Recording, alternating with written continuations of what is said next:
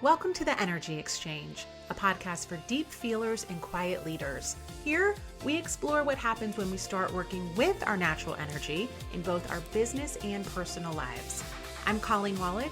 I'm a highly sensitive professional who spent years untangling patterns of overthinking, people-pleasing, and playing small just to feel safe. Now, I help others like me step more fully into their power without losing the superpower of their softness. We don't have to be loud to be seen, and we don't have to push to be powerful. Everything is energy. Let's start this exchange. Welcome to the Energy Exchange. Today we're talking about something that many of us have heard at some point. If you were drawn to this podcast, you're too sensitive. What does that mean? And how has that phrase quietly shaped the way that we move through life, how we show up, how we connect with others, and how we protect ourselves? So just a quick disclaimer, this episode isn't about blaming others or reliving dramatic trauma. We might get into that a little bit, but it's really about noticing where that story started and realizing how it might still be running in the background, influencing how we see ourselves, our worth, and then how our energy relates to other people. So I didn't have some big harrowing, childhood trauma story, anything like that, but I just didn't grow up in the most feeling forward household. Feedback was a little binary. You either did something really good and you got praise, or you did something really bad or perceived as being bad and got critiqued. So there wasn't a ton of everyday conversation or feedback in between. So what that meant was, I learned to read the room really early. I'd pick up what's going on for other people and then notice how I needed to adjust, either make myself smaller, disappear, whatever I needed to do just to keep the peace and keep things calm. So it was this sort of unspoken rule that if I just minded my business, didn't make any waves, I'd be safe. As a kid, I was introverted and anxious in social settings, especially around new people. I was the one waiting for someone to approach me before I would speak. And what's funny about that for me is that I didn't even have the filter of, do I like this person or respect this person? I only had the filter of, do they like me? Which when I look back on that really kind of explains a lot in my relationships, my friendships, even workplace dynamics later in life. So I just had this feeling, and maybe you did too, that if I stayed smaller, I'd be safer. And that belief showed up physically too. I was a little chunky as a kid. In my mind, it was much more dramatic than it was. I look at pictures now and I'm like, oh my God, that's nothing. But that's what the feedback from classmates made me believe. So then I go off to college, completely alone, isolated, didn't know a soul, and I gained 50 pounds my freshman year, not freshman 15, 5-0. And, college is supposed to be this liberating time. You're finding yourself, making friends, having adventures. I had zero of that. I was a shell of a person. I kept to myself.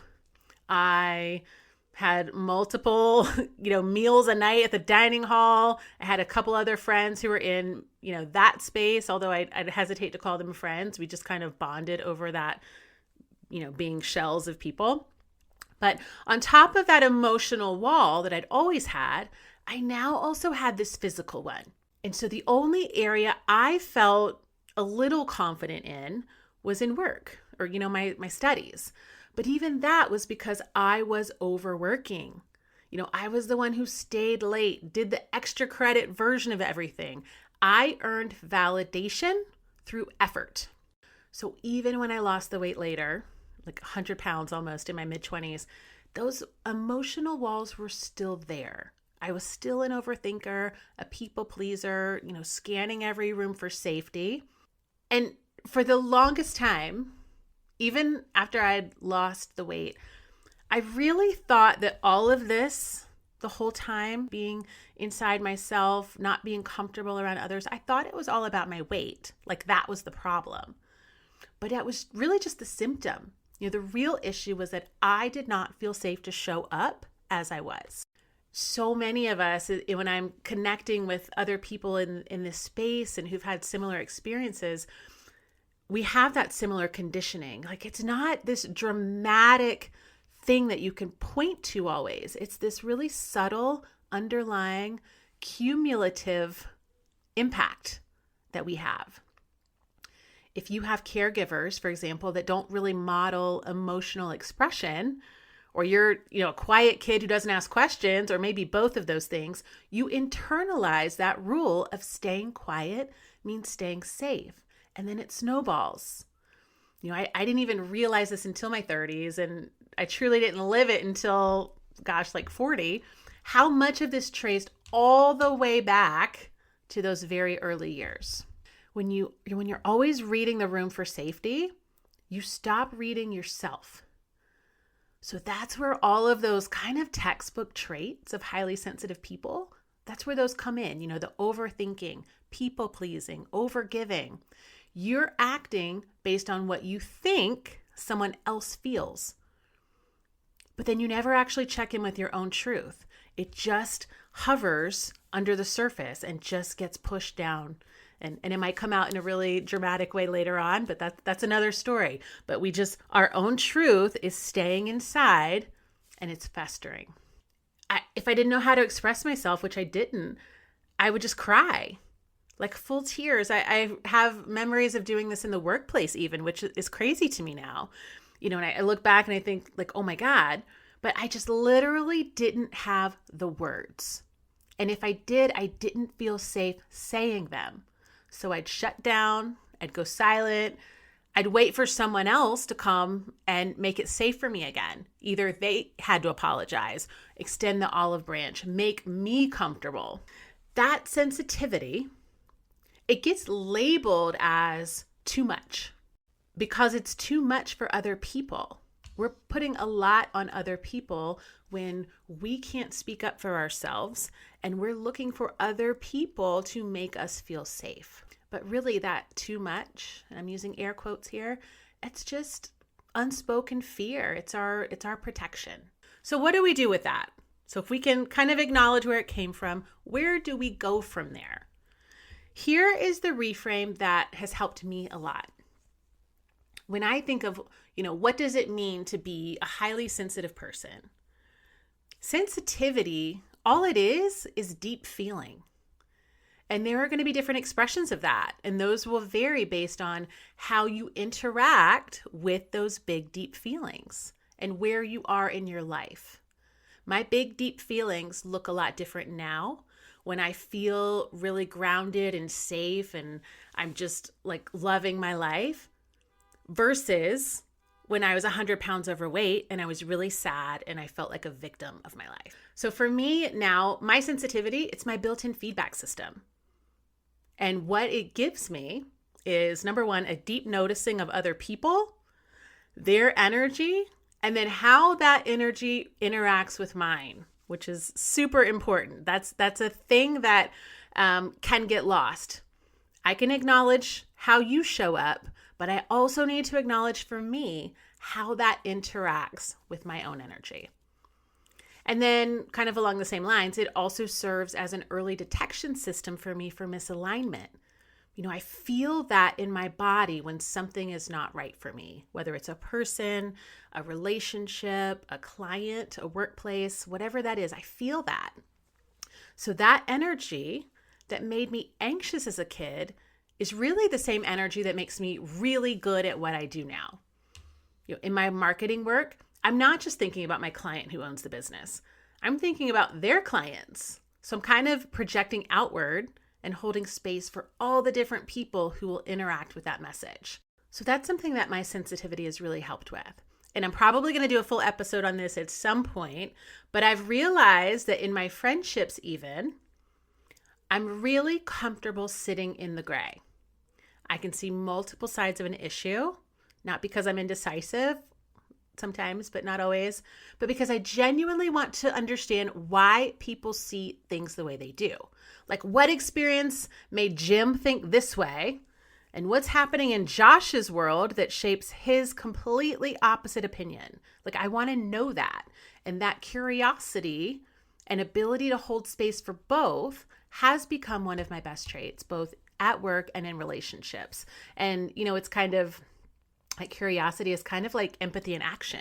And then back to the early detection system, if I find myself over days, weeks even, getting increasingly irritable about something or feeling off, I know it's out of alignment. I know that there's a boundary that needs my attention or a truth that is begging to be acknowledged. So all of that to say, if you're in that space of feeling like your sensitivity has been a big hindrance, it's probably not your sensitivity that's the problem. It's your reaction to it or how you've learned to carry it. Because when you start to really see the value in it, the way it benefits your relationships, your work, your community, it really becomes hard to be embarrassed by it or to see it as a hindrance. Like when you can own the power of your sensitivity and see how deeply the world actually needs that energy right now, and like the world really needs this right now, like bonkers level needs this, that reframe isn't as far away as it might feel. So let's talk about what happens when we suppress this superpower, when we override our sensitivity. We get burnt out, we get resentful, we disconnect from our intuition, and then eventually we just kind of start muting everything. If you find yourself biting your tongue, holding back what you want to say, you are cutting off the flow of energy. And if you keep doing that, thinking you're keeping the peace, what you're actually doing is prioritizing someone else's energy over your own. You are blocking that exchange. There is now no exchange. It is just you taking their stuff in and suppressing your own stuff. So when we don't let that move, we lose access to our power. Lots of things too, right? Our happiness, our authenticity. But really we lose our power, and then we can start slipping into victim mode.